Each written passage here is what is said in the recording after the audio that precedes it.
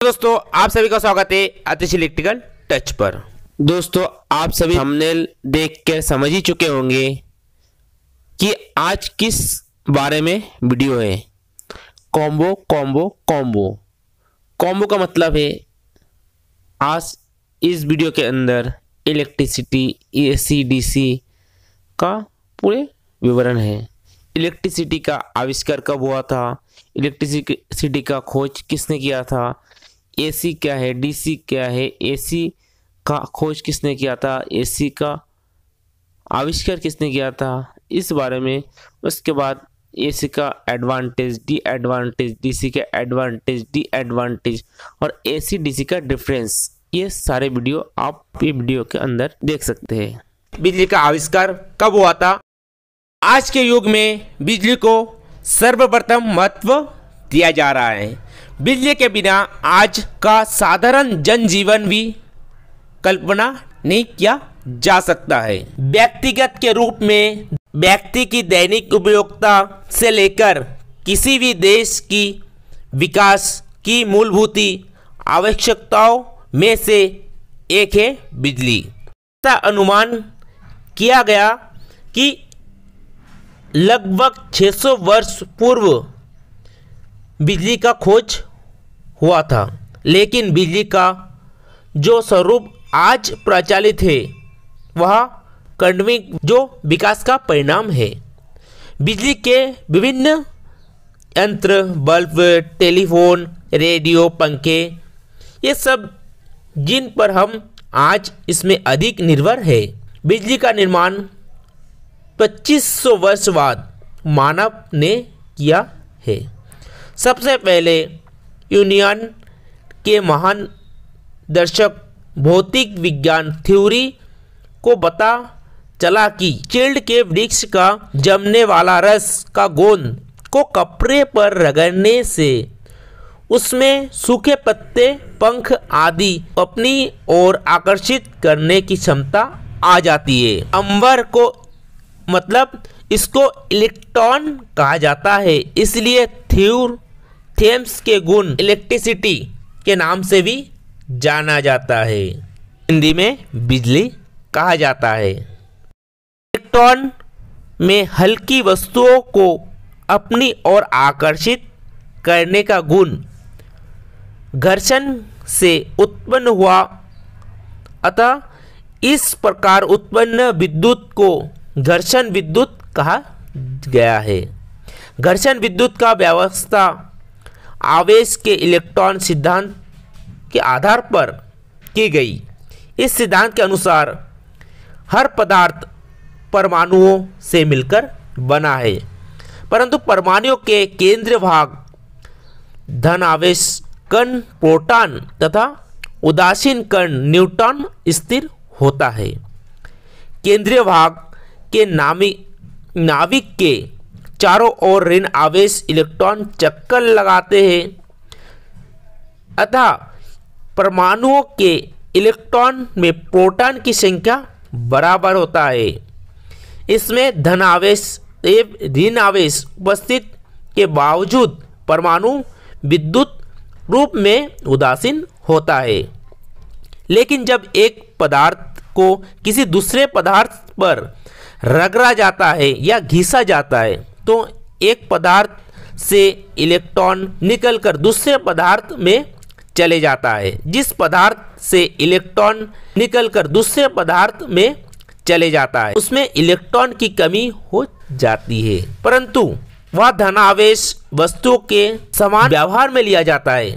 दूसरे पदार्थ जिसमें इलेक्ट्रॉन चले गए, इलेक्ट्रॉन की अधिक की वजह से ऋण आवेश वस्तु को व्यवहार करता है। थेल्स के खोज के 2000 वर्ष बाद विलियम गिलबर्ट को पता लगता है कि इलेक्ट्रिसिटी के अतिरिक्त बहुत से अन्य भी बिजली के बारे में इससे अधिक जानकारी प्राप्त। कुछ वर्ष बाद इटालियन वैज्ञानिक ऐसा सोल्डो वोल्टेज के बाद ही बिजली उत्पादन आरंभ हो गया। करंट दो प्रकार में विभाजित हो गया, जिसे एसी करंट और डीसी करंट कहते हैं। एसी को अल्टरनेटिंग करंट कहते हैं और डीसी को डायरेक्ट करंट कहते हैं, जो अब के वीडियो में देखेंगे। पहले हम देखते हैं डीसी सप्लाई क्या है। इसी को हम डायरेक्ट करंट कहते हैं और हिंदी में दृष्टि धारा कहते हैं। इस प्रकार के करंट में डायरेक्शन और वैल्यू नहीं बदलता है, इसलिए इसे डायरेक्ट करंट कहते हैं। डीसी करंट का उत्पादन केवल 650 वोल्ट तक ही उत्पादन किया जाता है। किसी भी प्रकार की बैटरी को चार्ज करने के लिए सिर्फ डीसी सप्लाई का ही इस्तेमाल किया जाता है, क्योंकि एसी सप्लाई को स्टोर नहीं किया जा सकता है और डीसी सप्लाई को बैटरी से स्टोर किया जा सकता है। कई जगह television, radio, computer, mobile, electronics उपकरण, मल्टीमीटर, टेस्टर, बैटरी और सेल, इस सभी उपकरण को डीसी करंट का प्रयोग होता है। अब हम देखते हैं डीसी सप्लाई का खोज किसने किया था। डीसी सप्लाई का खोज 1879 ईस्वी में थॉमस अल्वा एडिसन ने किया था। सप्लाई का खोज 1751 में प्रारंभ किया गया था। 1751 ईस्वी में अलेक्जेंडर वोल्टा के दोस्त लुगी ग्रेवेनी मेंढक की मांसपेशियों के साथ दो अलग अलग मेटल्स को संपर्क में लाने से इलेक्ट्रिक करंट उत्पन्न होता है। गलवानी इस फॉर्म को एडिसन को बताया, पर वोल्टा का इससे नाखुश थे। फिर लुडगी गलवानी ने 1792 ईस्वी में अकेले ही मेटल के साथ एक्सपेरिमेंट करना आरंभ कर दिया। 1800 ईस्वी में वोल्टास को सफलता प्राप्त हुई और उन्होंने बैटरी का खोज भी कर दिया। यह बैटरी जिंक और कॉपर अल्टरनेटिंग लेयर में बनी थी, जिसे सॉफ्ट वाटर या सोडियम हाइड्रो एसिड में भिगोया जाता था। वोल्टा के इस आविष्कार से जल्द ही इलेक्ट्रिक एक्सपेरिमेंट के ऊपर एक नई लहर का नेतृत्व किया और वोल्टा की इस electric battery DC electric current को उत्पन्न करती थी। 1820 ईस्वी में हैंस क्रिस्टियन ओरिसन ने देखा कि जब भी किसी वायर में इलेक्ट्रिक करंट पास होता है तो वायर में एक चुंबकीय क्षेत्र जिसे मैग्नेटिक फील्ड आ जाती है। तब 1921 ईस्वी में मैग्नेटिक फील्ड उसमें काफ़ी सारा रिसर्च और एक्सपेरिमेंट किया। उसके बाद देखा कि एक वायर में जिसमें इलेक्ट्रिक करंट फ्लो कर रहा है उसे मैग्नेट के पास ले जाते हैं तो वायर के ऊपर एक फोर्स लगता है, जहां से फैराडे ने दुनिया की पहली इलेक्ट्रिक मोटर का आविष्कार कर डाला। एक डीसी मोटर की फैराडे ने अभी भी उसके एक्सपेरिमेंट जारी रहे। 1831 ईस्वी में डायनेमो की खोज कर दिया, जिससे 1879 में थॉमस अल्वा एडिसन ने उनकी बड़ी मेहनत करने के बाद और एक्सपेरिमेंट करने के बाद ही 999 बार एक्सपेरिमेंट में फेल हो गए, फिर भी उन्होंने हार नहीं मानी और दूसरे दिन ही वह एक्सपेरिमेंट करने शुरू कर दिए। जब 1000 बार हो गए और आगे भी बढ़ते गए, 1000वें एक्सपेरिमेंट में वह कामयाब हो गए और 1000वें एक्सपेरिमेंट में उन्होंने इलेक्ट्रिक बल्ब का आविष्कार कर डाला। अब एडिसन ने अपनी इलेक्ट्रिसिटी प्रोडक्शन कंपनी को शुरू कर दी है, जिससे डीसी जनरेटर का यूज किया जाता है और डीसी जनरेटर की कमी थी कि वो डीसी करंट निकालता था। डीसी करंट को 2 या 3 किलोमीटर तक ही ट्रांसमिट किया जा सकता है। निक थॉमसन अल्वा एडिसन ने डीसी सप्लाई का खोज किया है। एसी सप्लाई क्या है? एसी का फुल फॉर्म है अल्टरनेटिंग करंट, जो हम हिंदी में परिवर्ती धारा कहते हैं। अल्टरनेटिंग करंट के प्रक्रिया एक निश्चित समय के बाद अपने डायरेक्शन ऑफ वैल्यू बदलता रहता है, इसलिए इस करंट को हम अल्टरनेटिंग करंट कहते हैं। अल्टरनेटिंग करंट का उत्पादन अधिक से अधिक करंट वोल्टेज पैदा किया जा सकती है, इसलिए लगभग 33,000 वोल्ट तक बिजली पैदा किया जा सकता है। इस करंट को जहां पर भी भेजा जाता है वहां पर भेज सकते हैं और वोल्टेज को हम ट्रांसफार्मर के द्वारा कम ज़्यादा कर सकते हैं। अल्टरनेटिंग करंट महंगी नहीं है, क्योंकि ऐसी करंट को आसानी से जनरेट भी किया जा सकता है। एसी करंट का सबसे बड़ा फ़ायदा है इसे ट्रांसफार्मर की मदद से कम ज़्यादा भी किया जा सकता है। अल्टरनेटिंग करंट से घरों में हम mixture machine, fridge, AC, TV, पंखा, कूलर, बल्ब वगैरह चला सकते हैं। हम देखते हैं एसी सप्लाई का खोज किसने किया था। एसी सप्लाई का खोज निकोला टेस्ला ने किया था। निकोला टेस्ला एक एडिसन कंपनी में एक इलेक्ट्रिकल इंजीनियर के रूप में काम करता था। निकोला टेस्ला ने अल्टरनेटिंग करंट के ऊपर काफ़ी सारा रिसर्च किया था। उन्होंने एक्सपेरिमेंट के बारे में भी सोचा था। निकोला टेस्ला ने एडिसन नामक कंपनी को ये रिसर्च के बारे में बताया, परंतु एडिसन नामक कंपनी ने ये रिसर्च करने से मना कर दिया। फिर तो निकोला टेस्ला ने यह एडिसन नामक कंपनी को छोड़ दिया। इसके बाद निकोला टेस्ला ने एसी मोटर और एसी जनरेटर के ऊपर काम करना शुरू कर दिया।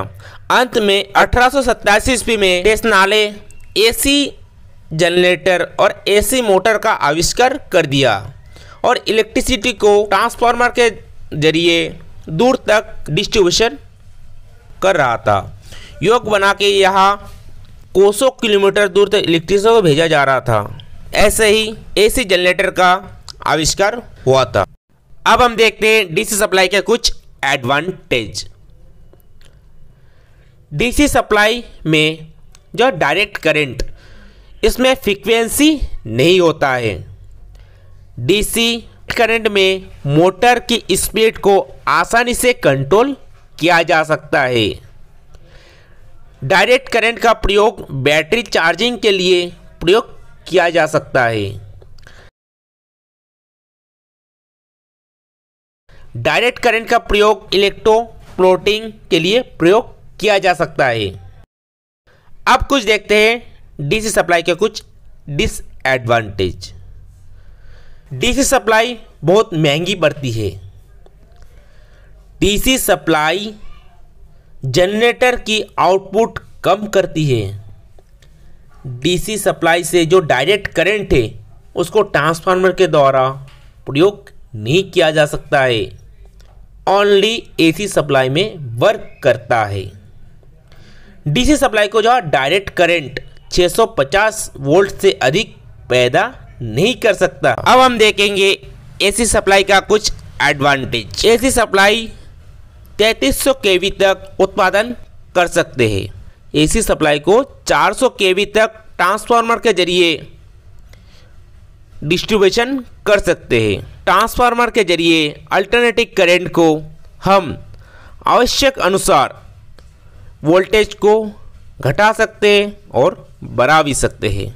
एसी सप्लाई को single phase, double face, 3 face के होने के कारण बहुत ही लाभकारी होता है और यह फायदेमंद भी है। एसी सप्लाई कम खर्च पे अधिक लाभ प्रदान करती है। अब हम देखते हैं एसी का कुछ डिसएडवांटेज। पहला है एसी को स्टोर नहीं किया जा सकता है। सेकेंड है एसी सप्लाई से बैटरी चार्जिंग नहीं किया जा सकता है। एसी सप्लाई को single phase motor self starter नहीं होता है, इसलिए एसी सप्लाई में खतरा बहुत अधिक होता है। एसी सप्लाई में मोटर को स्पीड आसानी से कंट्रोल नहीं किया जा सकता है, क्योंकि इसको कंट्रोल करने के लिए अलग उपकरण लगाया जाता है। तो एसी और डीसी का अंतर देखेंगे। एसी और डीसी। एसी का फुल फॉर्म है अल्टरनेटिंग करंट और डीसी का फुल फॉर्म है डायरेक्ट करंट। एसी का मान और दिशा समय के साथ परिवर्तन होता है और डीसी का मान और दिशा एक समान ही रहता है, यह परिवर्तन नहीं होता है। एसी का उत्पादन करने के लिए अल्टरनेटर द्वारा ही अल्टरनेटिंग करंट उत्पादन होता है। डीसी का उत्पादन करने के लिए जनरेटर के द्वारा ही डायरेक्ट करंट उत्पादन होता है। एसी का उत्पादन अल्टरनेटिंग करंट का उत्पादन 33,000 वोल्ट तक उत्पादन किया जाता है और डायरेक्ट करंट का उत्पादन 650 वोल्ट तक ही उत्पादन किया जाता है। एसी को हम डीसी में परिवर्तन करने के लिए रेक्टिफायर का प्रयोग करते हैं और डीसी को एसी में परिवर्तन करने के लिए यहाँ इन्वर्टर का प्रयोग करते हैं। एसी में फेस और न्यूट्रल होता है, उसी तरह डीसी में पॉजिटिव और नेगेटिव होता है। एसी में 3 फेस होता है, लेकिन डीसी में 3 फेस नहीं होता है।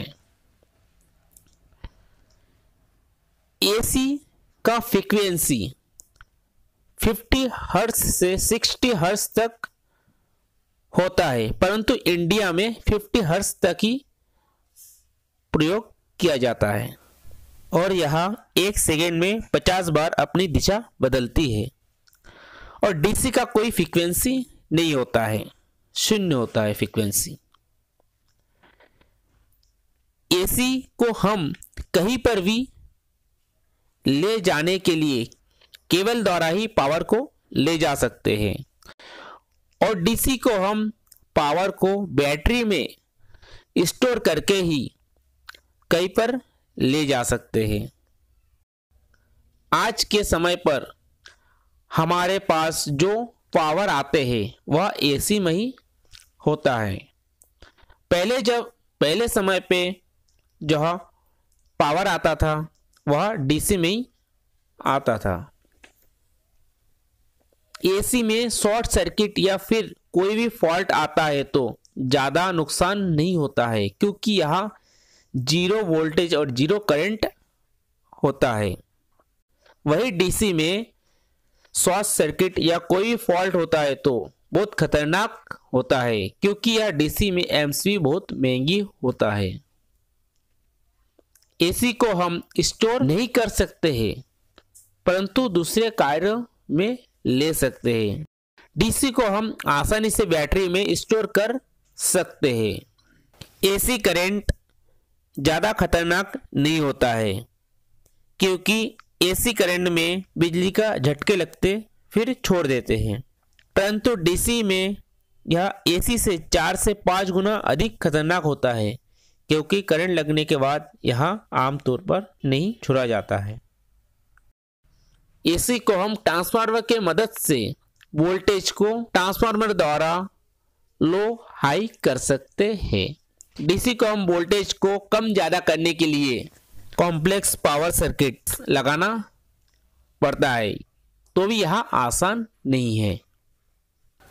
एसी करंट को कई मीलों तक दूर तक पावर जनरेशन कर सकते हैं, लेकिन उसी तरह डायरेक्ट करंट को ज़्यादा से ज़्यादा 2 से 3 किलोमीटर तक पावर जनरेट हो सकता है। उसके आगे डीसी करंट को जनरेट नहीं किया जा सकता है। आमतौर पर हमारे घरों में एसी द्वारा उपयोग होने वाली सामग्री जैसे बल्ब, टीवी, कूलर, पंखा इत्यादि का प्रयोग करते हैं और डीसी द्वारा हमारा उपयोग होने वाली सामग्री, मोबाइल की बैटरी, बैटरी का सेल या डीसी से प्रयोग होता है। हेलो दोस्तों, छोटा सा एक वीडियो था, आपको कैसा लगा लाइक के साथ कमेंट करके जरूर बताइए। आपका एक सुझाव हमारे लिए मार्गदर्शक है। यदि आप हमारे चैनल के साथ नहीं जुड़े तो सब्सक्राइब करके जरूर जुड़िए। नए नए नोटिफिकेशन पाने के लिए सब्सक्राइब जरूर कीजिए। आपके साथ फिर मुलाकात होगी एक नई वीडियो के साथ। तब तक के लिए टेक केयर, बाय बाय।